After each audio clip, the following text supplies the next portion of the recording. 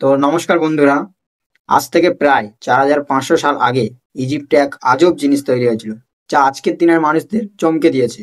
147 মিটারের লম্বা, 4500 সাল পুরানো the great pyramid of Giza. Great Pyramid is arguably the most enigmatic structure on the face of the earth. Built around 2500 BC, it is the tallest structure on Earth for more than 3,500 years. Built as gargantuan tombs of shining white limestone. এত ভারী ভারী পাথর ব্যবহার করা হয়েছে পিরামিডটি তৈরি করতে, যে তার ওজন ধরা হয় 6 মিলিয়ন টন। এটাকে কম্পেয়ার করা হয় যদি আজকের দিনে সবচেয়ে উঁচু ইমারত বুর্জ খালিফার সাথে, তো এর ওজন শুধু 5 লাখ টন। সবচেয়ে হয়রান করে দেওয়ার জিনিস হলো এটিকে বানানো হয়েছে কিভাবে।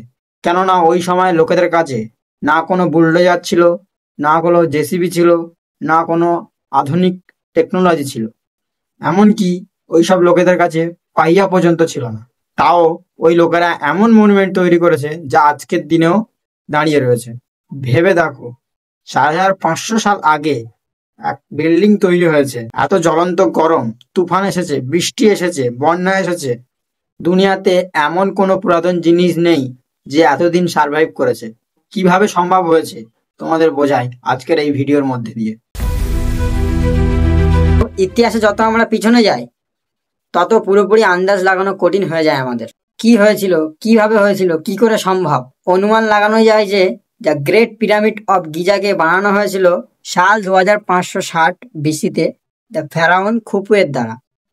এই এনশিয়ান ইজিপ্টের যে রাজা মহারাজারা হতো তাদেরকে আমরা ফেরাও বলে ডাকতাম।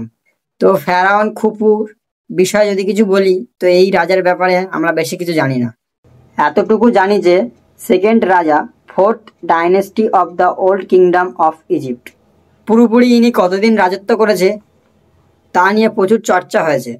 কেউ বলে 23 সাল, কেউ আবার বলে 34 সাল, আবার কেউ কেউ বলে 65 সালেরও বেশি রাজত্ব করেছেন তিনি। এই পিরামিডটি নীল নদীর কিনারায় লোকেটেড আছে। বিট ব্যাংকে তুমি যদি পড়ো আর ভিডিও দেখো, তা তুমি দেখবে যে এখানে এরকম একটি পিরামিড নেই, এরকম দেখতে এখানে আরো 2টি পিরামিড আছে। তার মধ্যে সবচেয়ে বড় পিরামিড হলো the great pyramid of Giza, যেটাকে পিরামিড অফ খুফু বলা হয়। এর থেকে ছোট pyramid of Khafre, second largest pyramid, যেটা ধরা হয় যে খুফুর ছেলে খাফরে এটা তৈরি করেছে। 3 নম্বর পিরামিড হলো পিরামিড অফ মেনকোরে, যেটা খাফরের ছেলে মেনকোরে তৈরি করেছে। ওই সময় তৈরি এই একলতে পিরামিড নয়, টোটাল বলা হয় যে 118টা পিরামিড রয়েছে, ছোট আর বড় আলাদা আলাদা ভাবে।